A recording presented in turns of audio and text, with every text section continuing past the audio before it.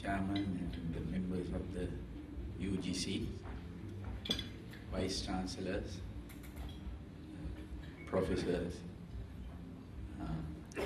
invitees, ladies and gentlemen. First of all, thank you very much for accepting our invitation and attending this interaction meeting. I'm sure you all have no doubt why this sudden interaction at this time.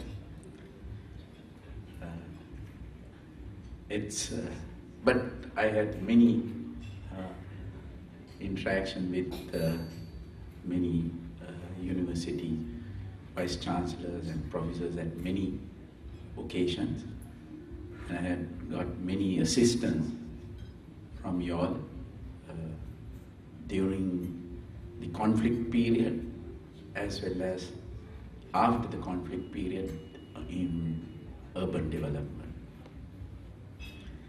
And thank you very much for coming for this meeting. I just want to bring out some personal experiences, but because you all know and you all have heard many times about the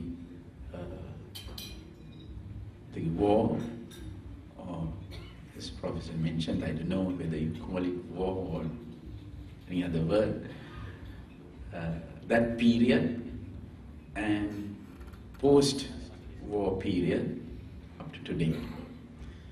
But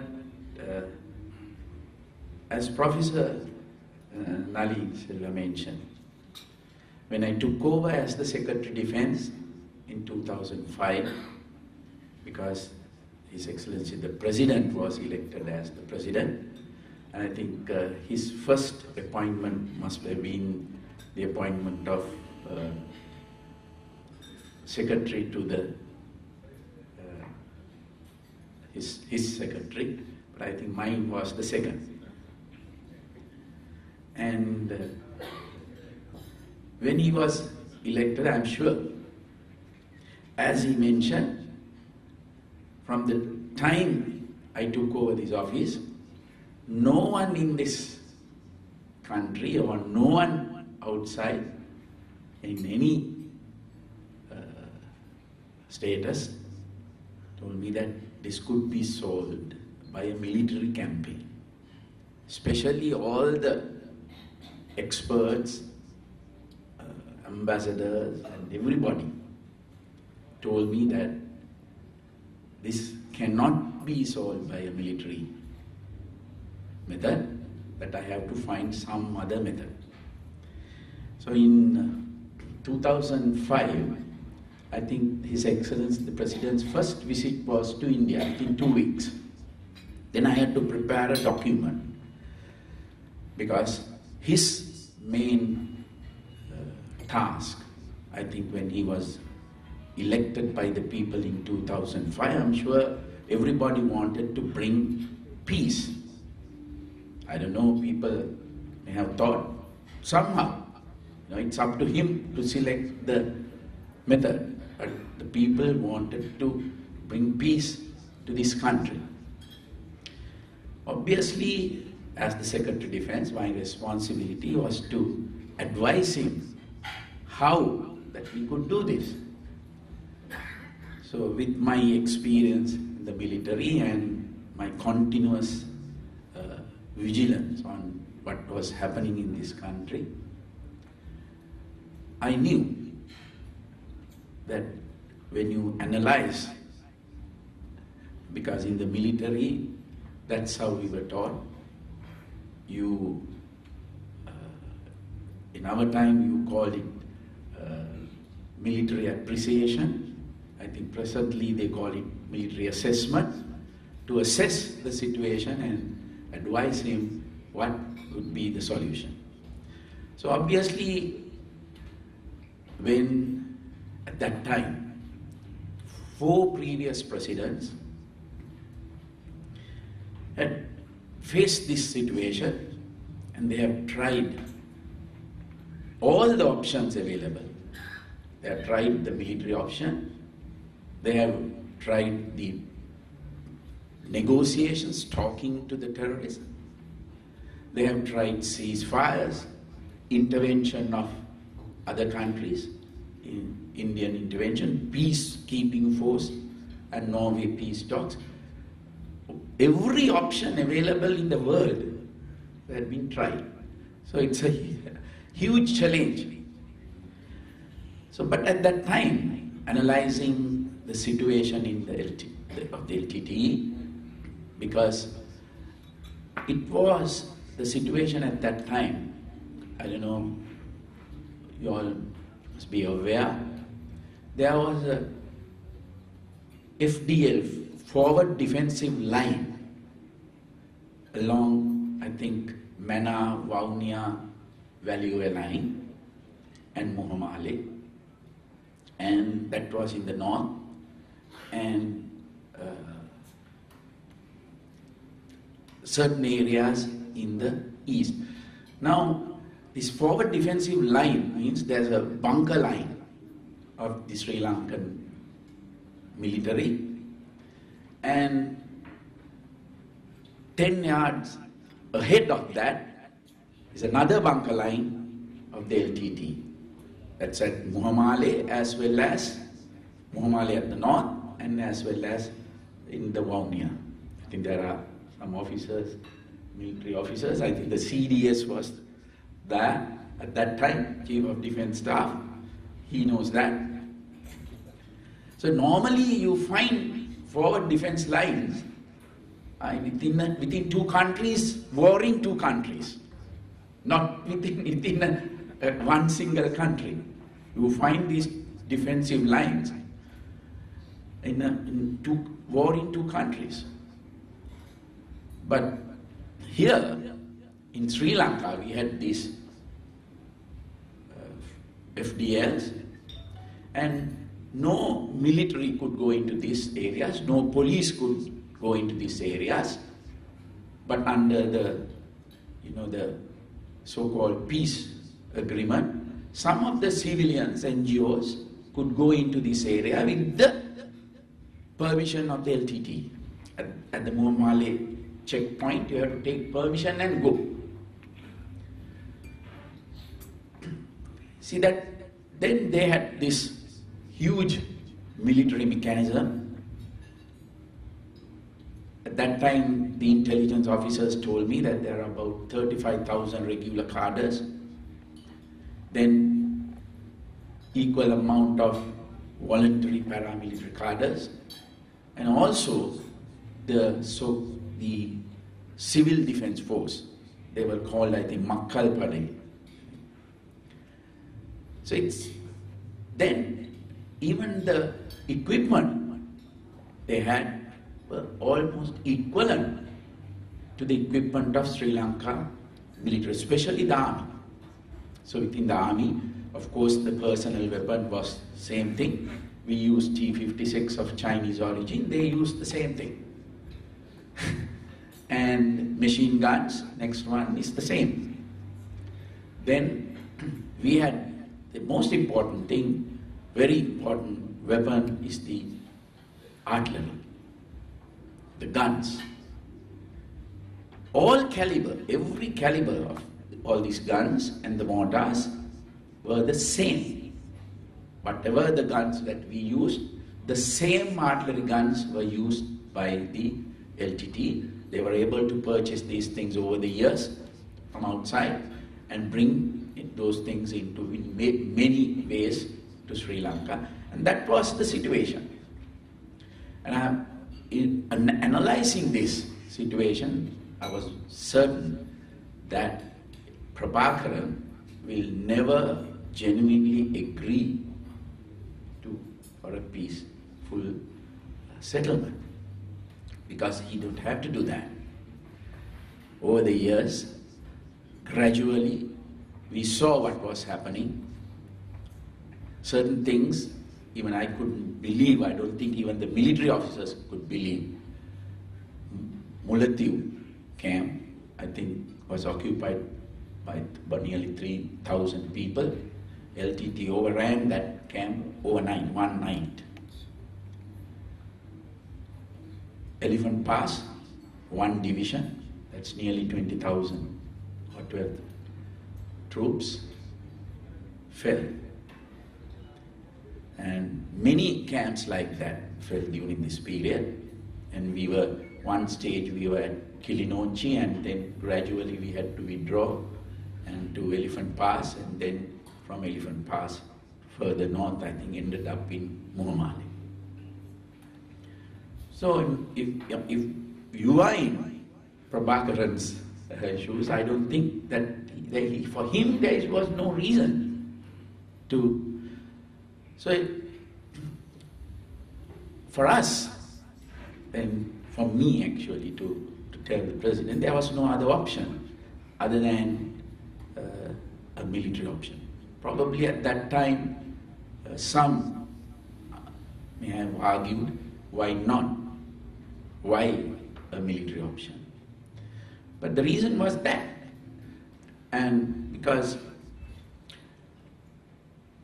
then in fact, this analysis, I put this down in a document, and I handed it over to the president to hand it over to the Indian Prime Minister. So in this, during these talks, he called me in, and I had to explain this to the Indian Prime Minister and the Foreign Secretary and the National Security Advisor. From our side, Secretary to the President, myself and Basil, who was the advisor at that time from the political side, and from their side, Mr. Narayana, then as the National Security Advisor, Vijay Singh as the Secretary of Defense, and Shankar Menon as the Foreign Secretary. We create this troika, and we had many discussions, and we were, I want to tell you, we were very successful. Ultimately, we were able to solve many, very tense situations because of this trio, this interaction, this troika. So, anyway, we had to face this situation, and analyzing and understanding the difficulties, why we were not able to defeat LTT for such a long time. There were so many weaknesses, political, military, diplomatical, various things. We identified all these areas and we addressed very correctly. We gave solutions for each of these problems. And that's why we were able to end. Now, see, true that Professor very correctly mentioned that all three categories were responsible for winning this. But the most important factor was that we defeated this, we fought this war with the same officers who were fighting this war for 30 to 35 years. Look at the commanders, the team that we have selected. So we had a very good military.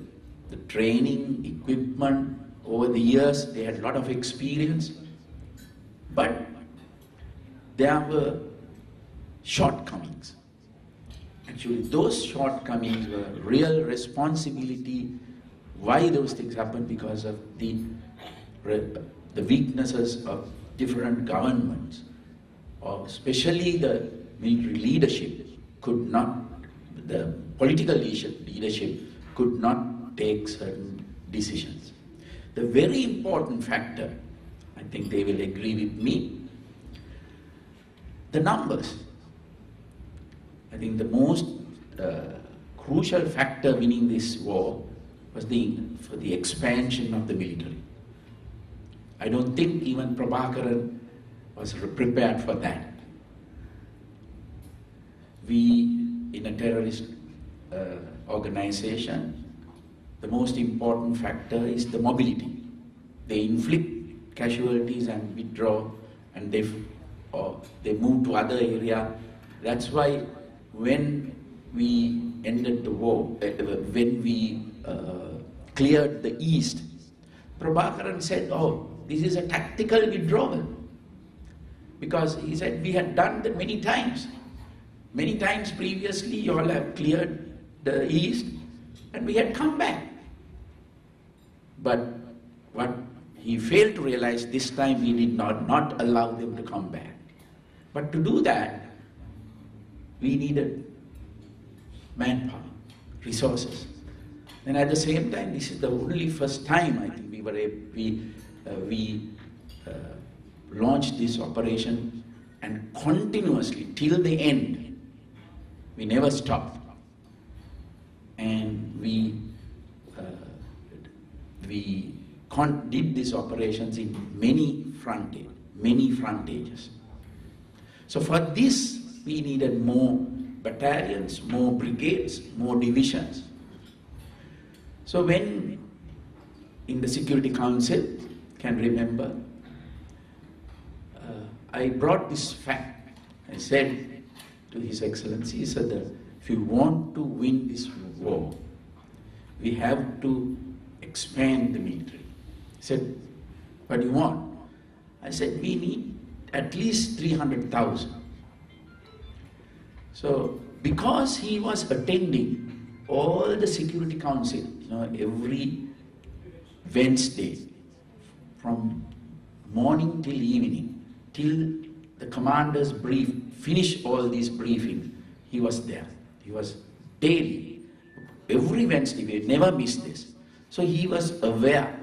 He was very aware what was going on. He knew the situation. So I can remember he turned to Dr. Jayasundara and said, Doctor, we want to win, so give whatever they want. But previously, we know there are military officers. I know in one time actually when I was a Lieutenant Colonel, I was the CEO of Gajapa Regiment, and one commander at that time visited me, and I said, sir, why not expand this military and end this war? So I'm sure it was not his thinking, it was the political, because the commanders can't decide on that. It has to be the political, or the head of state has to decide. Army or the service commanders can't recruit a single person without the approval of the Ministry of Defense. So he said, Kota, what can we do with these people after the war ends?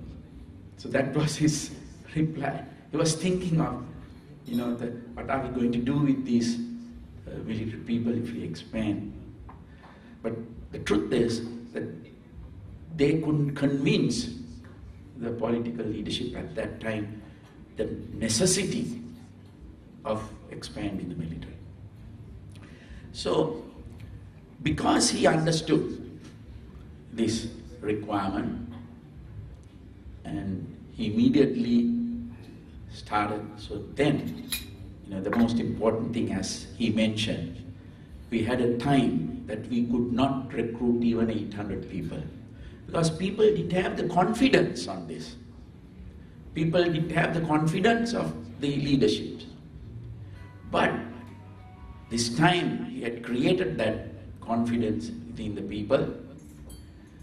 I was able to recruit 8,000 people per month continuously for 2 years.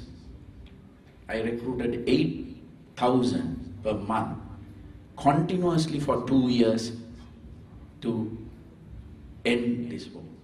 So that's the confidence given. I mean, it's very easy for a person to ask for this, and for a president to agree, but you have to understand very successfully. That's why he could end it this way. So after, this is a huge challenge. The things that he had to face.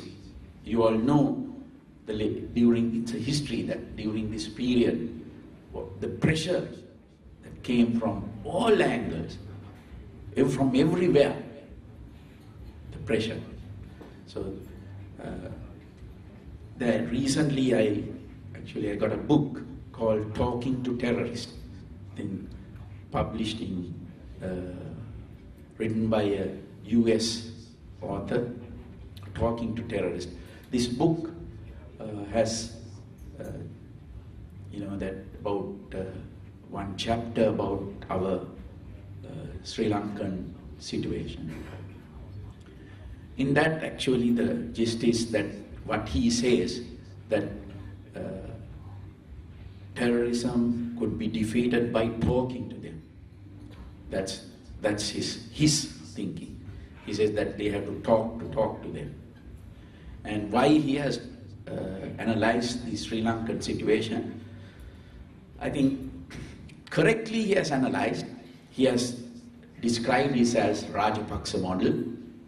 He has brought about 10 reasons why how this Rajapaksa has won this war.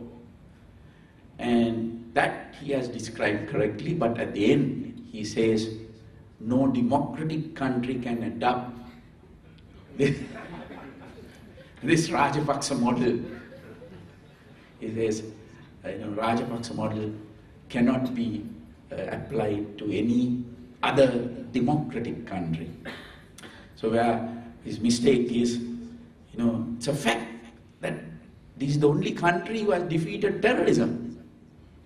So if they think that there are certain things that not adopted, cannot be adopted in a democratic country, that they must study that, they must analyze that and see how they can improve it. I'm sure that all the militaries wants to study our method. Whether it's in all these countries, whether USA, UK, or whoever the military people I meet, they say, we want to study your system. But of course the State Departments, Foreign Ministry sides talks differently. The military departments wants to study this method. Because today all the countries in the world face this situation, face terrorism in some way or other. So we are the only country, I think, very successfully, completely defeated terrorism. But I think the most, the important thing is the post-war era. I think what we have done after the war is more commendable than what we have achieved during the first 5 years. Because in his second term, when he took over, he had many challenges. Though we have defeated the LTTE, we had many challenges in resettling nearly 300,000 IDPs, clearing mines, as the governor mentioned.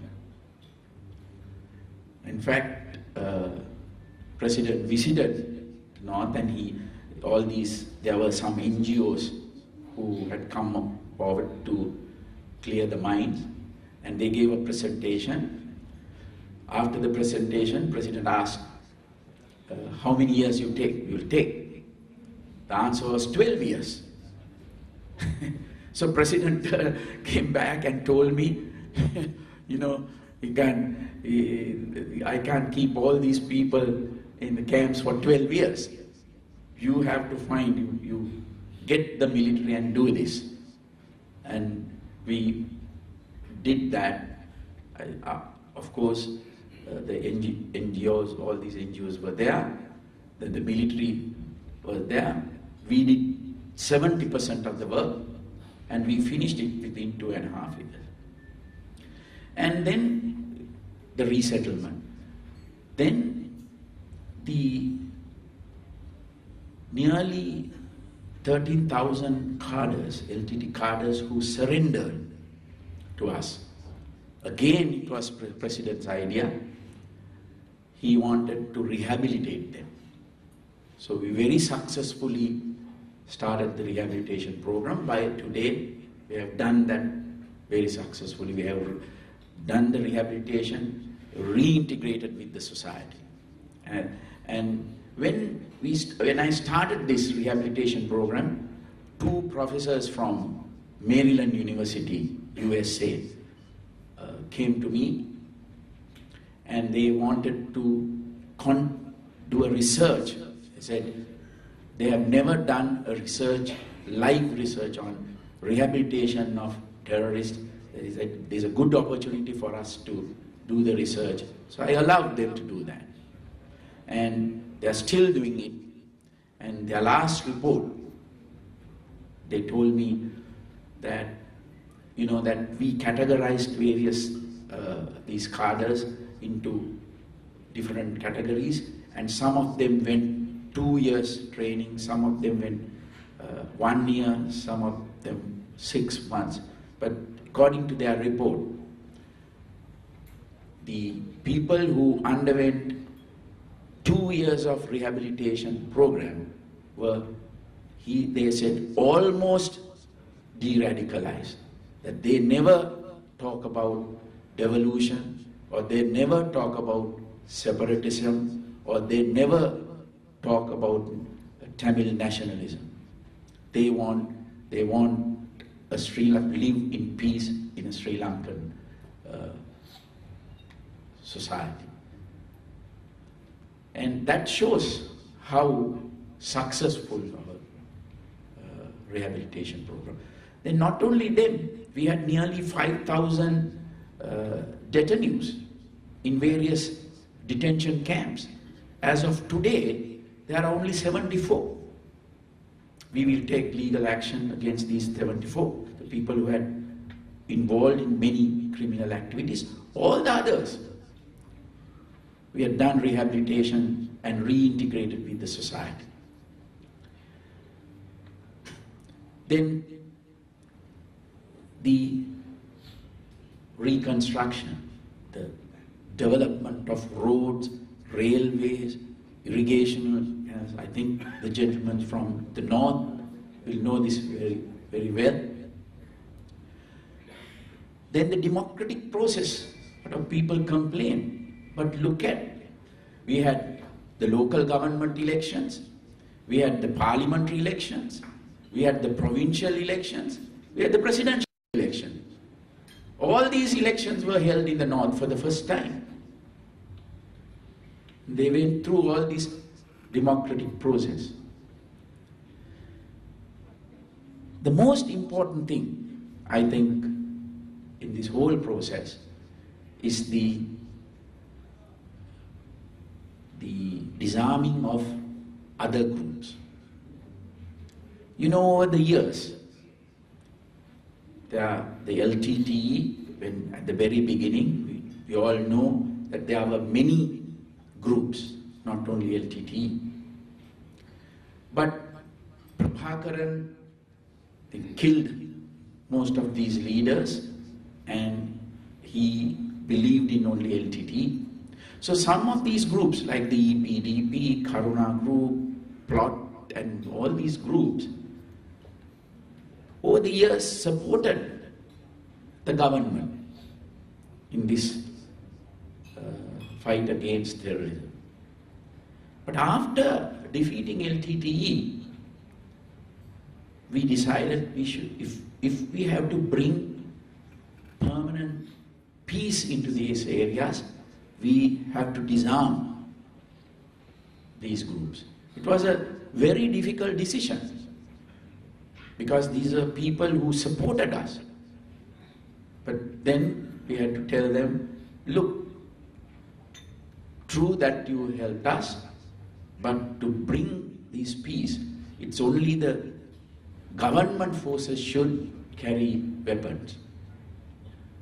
So some we have to use force to disarm them. These are some things that actually TNA doesn't appreciate. If I allowed them to carry weapons, the results of Northern Province elections would have been different.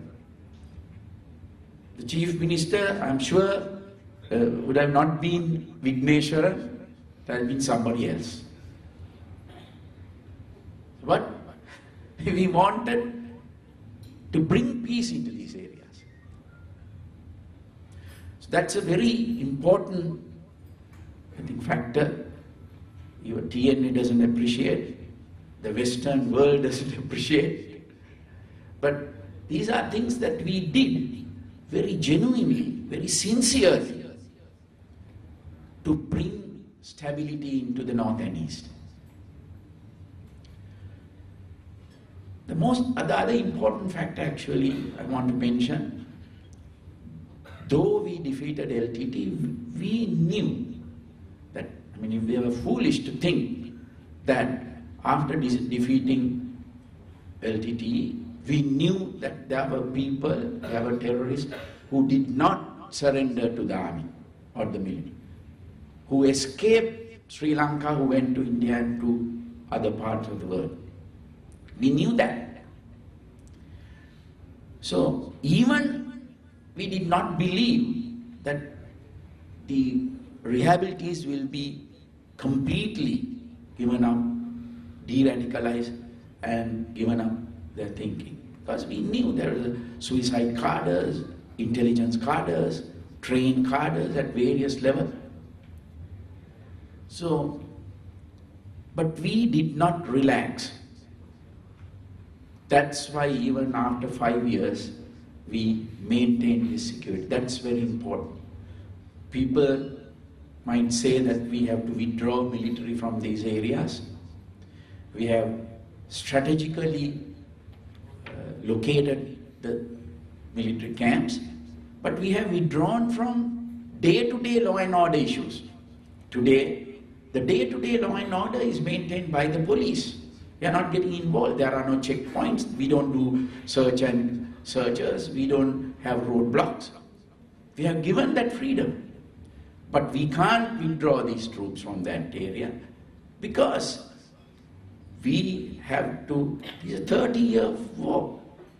30 years of, the ideology, changing the mind.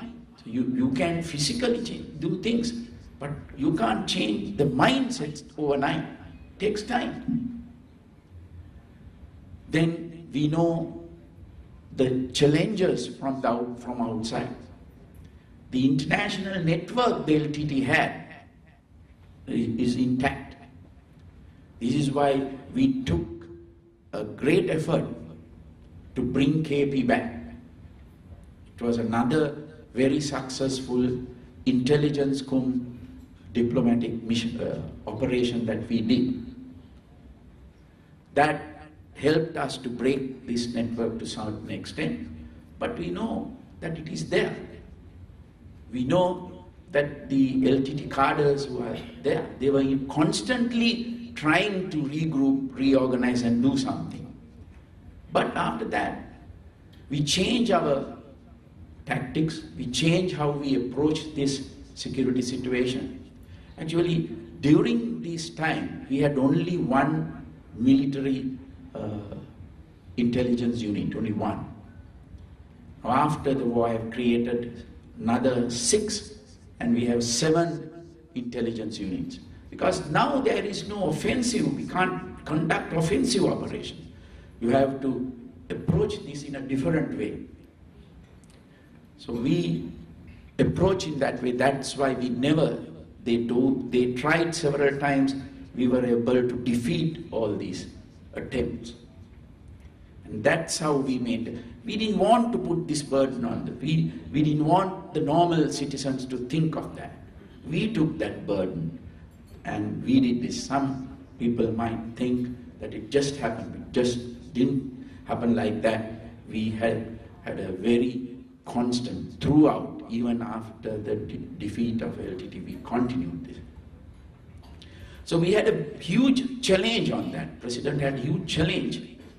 Now, again, you all know the tremendous international pressure that is. We had to spend a lot of time on that, on these resolutions and all these things. We had to spend many efforts, we had to put a lot of effort on that angle.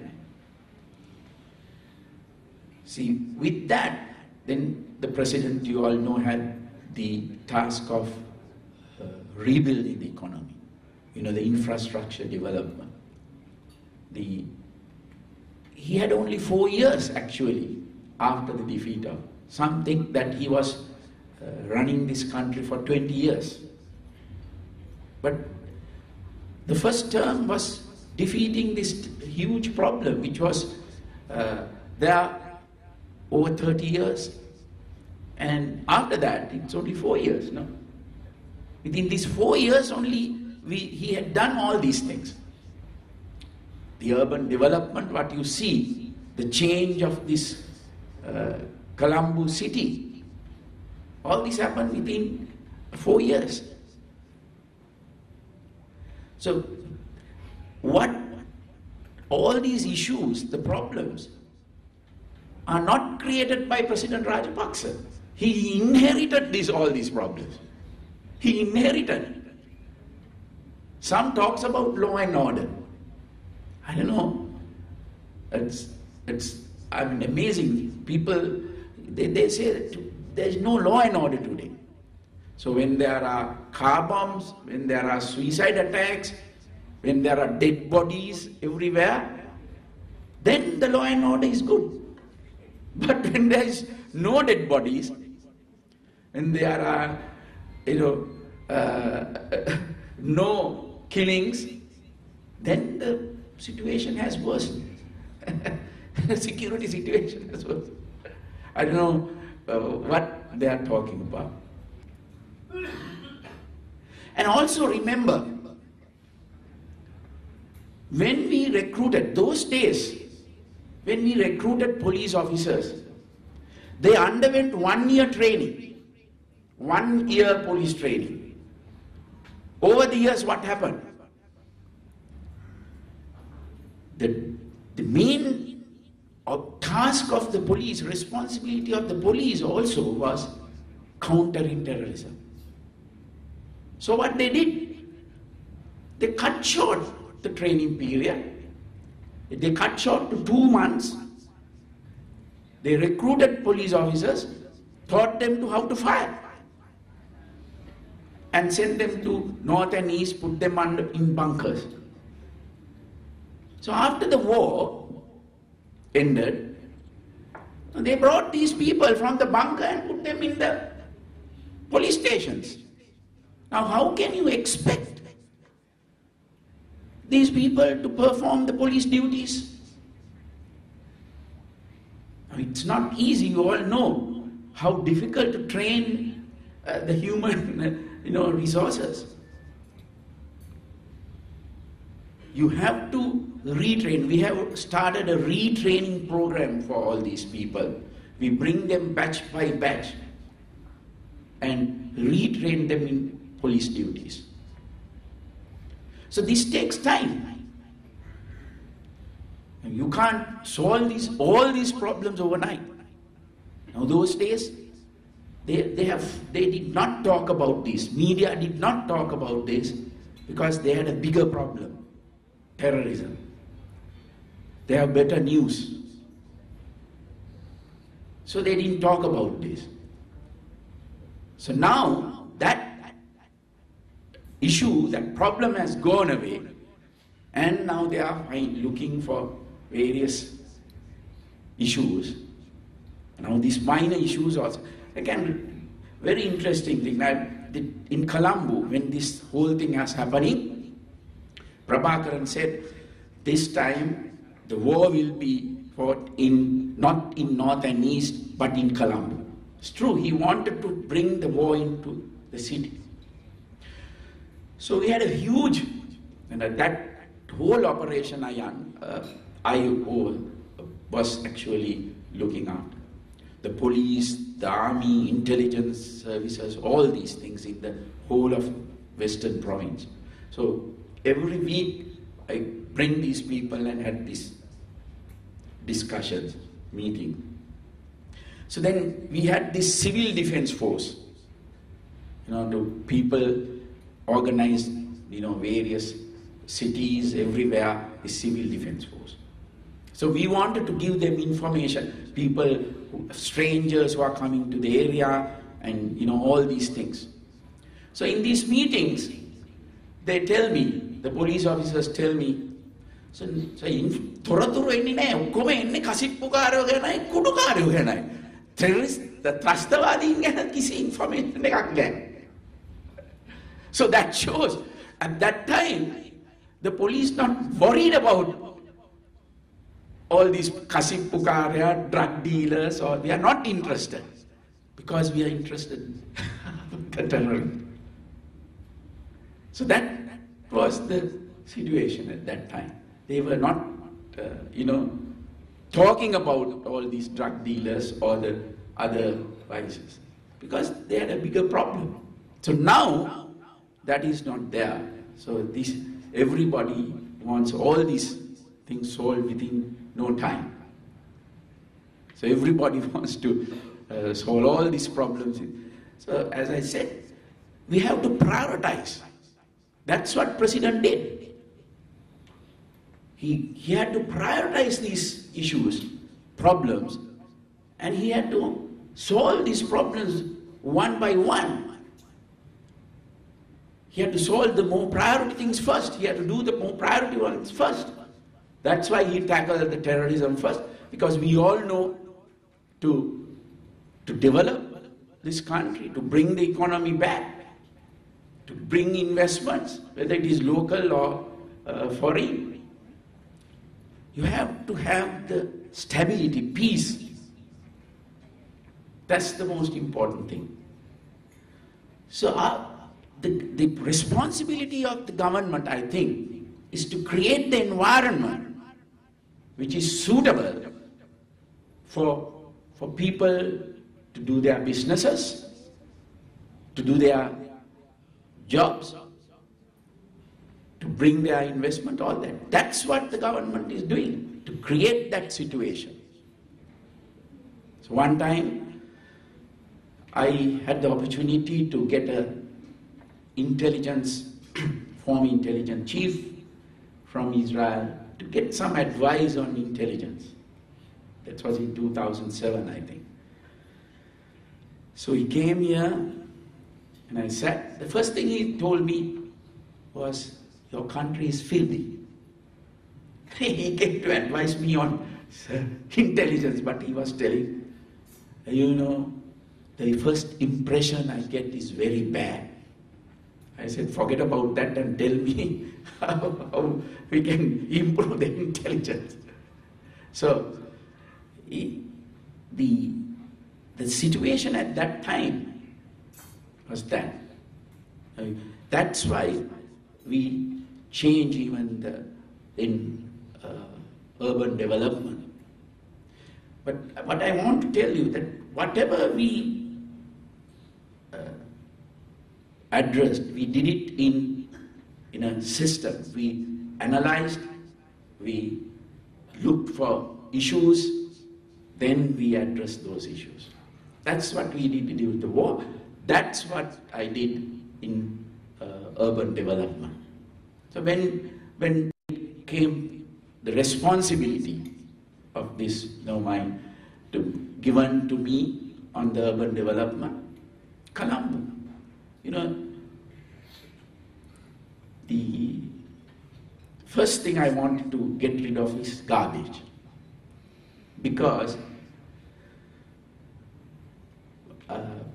during that period I had to fly to go to many locations, I went to Batiklo, Mena, Vaunia, almost every day during that period. So I took the helicopter. So I was at Buller's Road. Since I had to go about 500 meters, I had to pass Sirimavo Bandaranaike school. You know that at the end of the grounds, there's a huge pile of garbage. I don't know if you all live in that area, can remember. Then you go a little further, the senior police officer's mess. In front of that, another huge garbage, pile of garbage. Then you go to the police park, there's another. So I had to pass 3 piles of garbage and take. So I thought, what is this? Why can't we get rid of at least this garbage? So that's the first thing I thought. I told Lalit, somehow, why this we can't? So it's very interesting how I got rid of garbage, of cleaning. So I knew that the responsibility is with the municipality. So I called the commissioner and engineers, and then luckily there was no mayor under the special commissioner. So I called the special commissioner and I told him, look, why can't you get rid of this garbage? Why can't you clean this place? So they said, no sir, this is done by by the municipality. This has divided into 6 areas. One area is done by the municipality. All the other areas are given to various private companies. I said, then that's easy. Then why it's not happening? So I called them. I knew that the issue. So I called all these Abans, Clear Clean, Burns, all these companies, and I told them, give me the way you do this. So they gave nice presentations. Everybody was. That's the mistake they did. They gave a very beautiful presentation, each of them. Like nice presentation, tasked. They all would put brushing the street, 50 million. Cleaning the drainage, 30 million. Removing the banners, 10 million. Removing the posters, 20 million. These are the tender. I said, very good. So all of these people gave all this presentation. I said, it's good, very nice. But reality on the ground, nothing is happening. I said, you all have signed agreements, you have been paid, so do this. So, I don't know whether you agree or not, I had to use the method to tell them, it's a crime that you are paid to do this and you are not doing this. So what I do is, I put all of you, the owners, behind bars. That's the only thing I can do. Maybe not democratic, but it solved the problem. So in fact, when I told them, they said, I knew their problem because the other reasons that it is very prevailing in our country. So they divide the money among themselves very happily. So when I told them, one gentleman said, yes sir, we know that it's our responsibility, but, like the but. I said, okay, stop. I asked them, you signed this agreement with the but or without the but? So that gentleman said, without the but. So I asked the commissioner, now you gave this contract with the but or without the but? She also said, sir, without the but. Then I told them, do the job without the but. Simple as that. So, of course, I created this environmental police to supervise these people. Because each of them when they signed the agreement, they said, okay, Park Road, 25 laborers. This road, this much. So why I created the environmental police, I told them, okay, your duty is to see that these people, given these numbers, correct numbers, and do the job. So it's a difficult task because you know the practices. So change these practices is difficult. You need constant supervision, dedication, motivation. So we had to all that to clear that. So then, in fact, in developing, we also identified each and every problem. There were so many problems. Actually, so people say the Colombo is beautiful, but the beautifying is a byproduct. We identified the issues. The issue of flash flooding, issue of the low-income housing, where you refer to as Watu or Palpa. The issue, when we address all these issues, the garbage, the disposal, actually the cleaning it's easy. But the disposal is a difficult part. Even today, that we have not been able to do a proper disposal system. We are just dumping, and you all know the damage it has done to the environment, to the water and everything. But that also we did a very thorough study, and now we have come up with a permanent solution for that, to do a sanitary dumping in Arukkal. And it takes about 1.5 years. I have got the funding in this budget. But what the most important thing, for each and every issue, we gave a permanent solution, not a temporary one. That's the most important thing. Identifying the issue and giving a permanent solution. That's what we had done.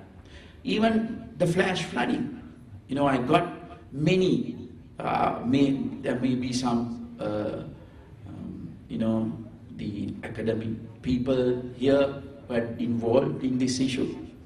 I got many former irrigation engineers, various people, and did a study how to.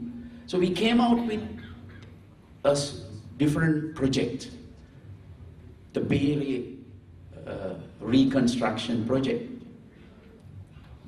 Diyavarnava reconstruction project, Verasaganga project, and we embarked on this project. And when we did the study, we found that the catchment areas in Colombo, which existed 50 years ago, are no longer there. 90% of the catchment areas are gone. 90% of the low-lying areas have been filled, and it's only 10% is today, and we have to protect that. So when we embark on this mission, so we followed all the international best practices of urban development. We came out with a plan of creating a people's-friendly city, environmental friendly city, green city. That's why we had created many parks, many places for people to relax, many areas for people to exercise. So we have introduced these things so that the people can enjoy these things. That's why wherever we do something, the people use that, whether it is Nugegoda or whether it is here at the water's edge, whether it is at Bellangvilla, whether it is at Colombo Racecourse area, whether it is as Independence Square, everywhere full of people. They were waiting for that. So that's what the government can do, to create this environment. You know, this theatre at Water's Edge. So when I started this, I wanted to protect Vihara Mahadevi Park. That's the only park left for us. But unfortunately, that has been also destroyed by building various things. And these flower vendors, they come during the weekend, put up these takarang sheds. So I told them that you can't do this in this park because you are damaging this. This is a park. This is the only park available. So I understood. I told them, you know, I will create a different place for you. And that's how I created this Diyathawena. And when I created that, I created in such a way so that I increased the quality of the place so that you attract more people. In fact, this was started with 84 people. Today there are 400 people, vendors. And I'm sure all these 400 people are earning more than what they were earning earlier. Because we created a place where to attract more people so that you get more, give them more opportunities. So that is what we can do. Create an environment. These small businesses people can start small businesses. People can start their own enterprises. You know, I have a very good example here. When I started this, the first phase, I come usually every day, sometimes in the evening, sometimes afternoon, sometimes at night to see what's. So one Saturday when I was, going through the first phase, I saw two ladies were trying to, speak to me. So obviously, as usual, my security people were preventing them coming. So I said, let them come. So these two ladies came and told me, sir, we were selling, one said, sir, mama acharu vikunla. තමයි මගේ ජීවිතේ ගෙනිච්චේ මේ මල් විහාර මහාදේවි Park එකේ තියෙන කාලේ මම අච්චාරු විකුණලා මගේ ජීවිතේ අනිත් ඒ ලේඩි කිව්වා කාන්තාව කිව්වා සමන් තේ විකුණලා තමයි මගේ දැන් අපේ රස්සාව නැහැ සර් මෙතෙන්ට එන්න දෙන්නේ නැහැ කියලා මම කිව්වා මේක මේ මට ඕන උනේ නැහැ මේක එක එක්කෙනා ඇවිල්ලා මෙතන විවිධ දේවල් විකුණලා මේක එතන වෙනත් තනක් විදියක් කරන්න එකයි මම මේක නැවැත්තුවේ මොකද මම ලස්සන කරත්ත දෙකක් හදලා දෙන්න ඔය දෙන්නට ඔයගොල්ලන්ගේ කෙනෙකුට තේ විකුණන්න එක්කෙනෙක්ට අච්චාරු විකුණන if you come today even if you go now you will see that අච්චාරු card මේ හදලා මම ඒගොල්ලන්ට දුන්නා then I started this food court. I don't know whether you all have visited this place, the food court. So when I was doing this food court for the second phase, this lady who, the younger one who was selling tea, another day when I was going, approached me and said, sir, can you give me one shop in that place? I said, I gave free card to you, but I can't give free shop here. But you have to bid and you have to pay the normal rent. And he said, yes, sir, you don't have to give it me free, I will give it, but give me one. So I told the chairman to give a food court. So after about 3 years, we started this Bellangvilla. So just before 2 days before the opening, I went there also, there's a food court. I was going around and I saw this lady inside one of those shops. And I asked, what are you doing here?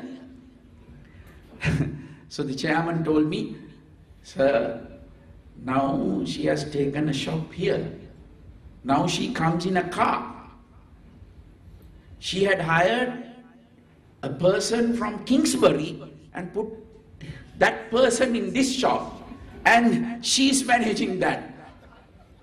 That's what we want. In fact, during the opening, I introduced her to the president.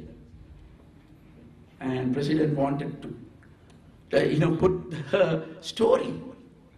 It's an amazing story. That's what we want.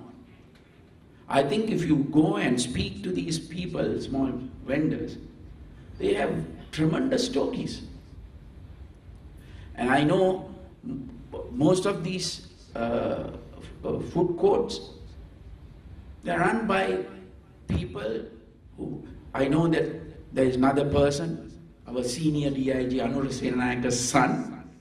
He was a chef at Kingsbury, but he gave up that and started his food court here. So that's the entrepreneurship. That's what we want, I think. That's what we have created by this. Now, if you go along the Jayawardhanapura Hospital Road, you will see this small Hadapu Podi tank. And when I was developing that area, there were 23 small people, vendors.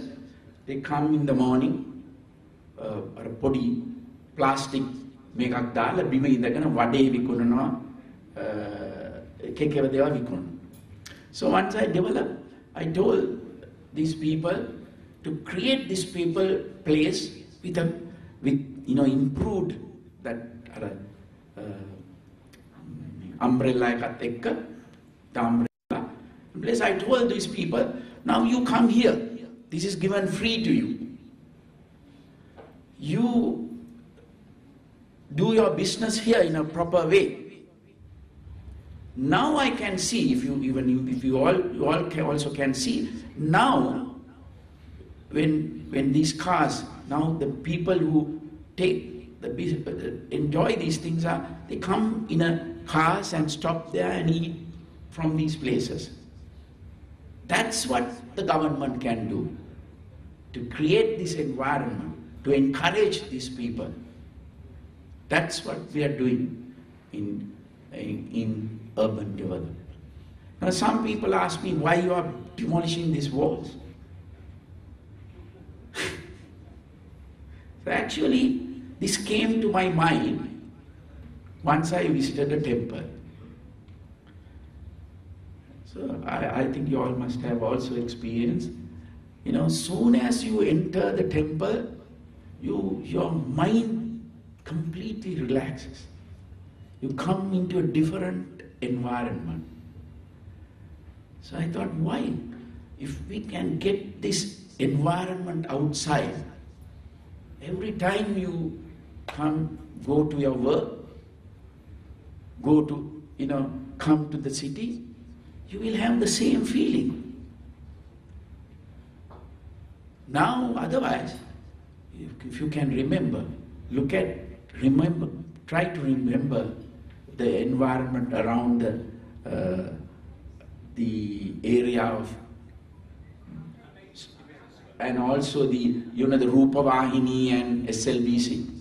There was these huge walls, then this concertina wires, and also the rail tracks. There was rail tracks in front of that to prevent a vehicle driving with the explosives. So I think we have forgotten this era. Everywhere, these concertina wires, these steel barricades to prevent people coming, because I think governor, his bank has experienced that. So to prevent that. And today these things are not there. Now when you remove that, all these barriers, all these walls and all these things, then you come to an environment where you're relaxed.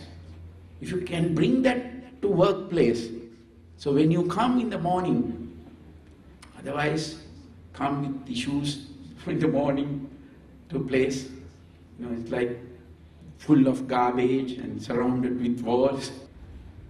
So we approach these problems with studying these and approach in a proper manner.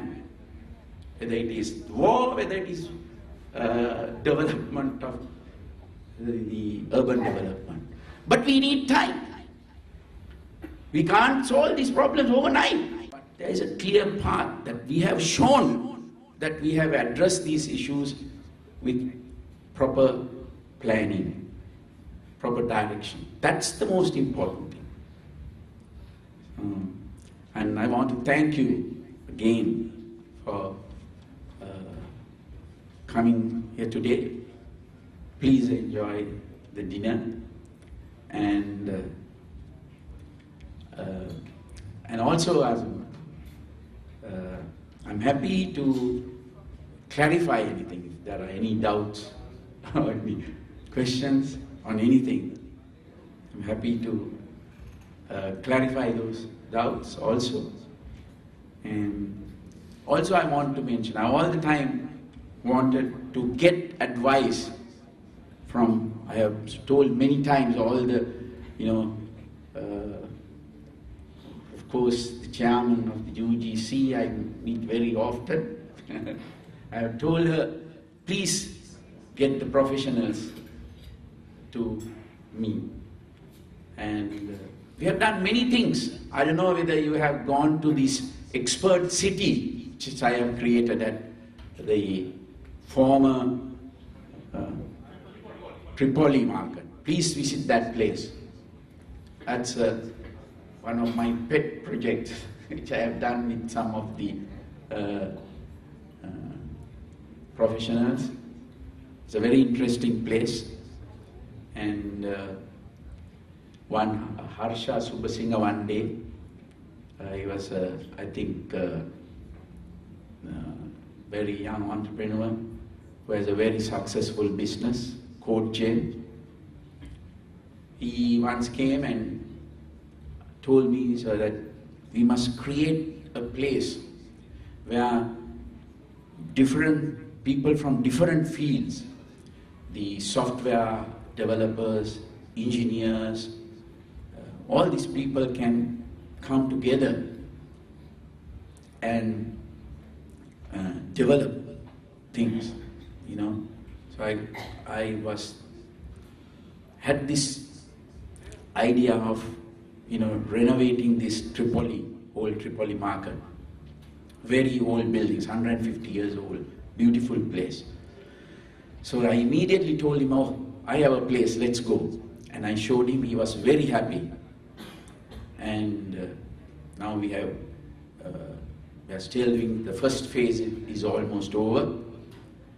So we have renovated that place very beautifully. We had a very nice design. If you go there, you can see. Very, that we have created an environment where all these people, all the software developers, engineers, and all these people can relax and think and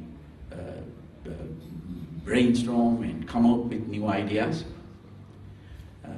So many people have come. They have brought some of their research units into that place. There is a very nice project going on. Some young people are developing the first electric car in Sri Lanka, fully developed in Sri Lanka. Each and every part. I think if you go there, they will explain. It's a very nice project. See, we have done like this many things in this part, I think, from many areas. So, thank you very much again. Thank you very much for listening.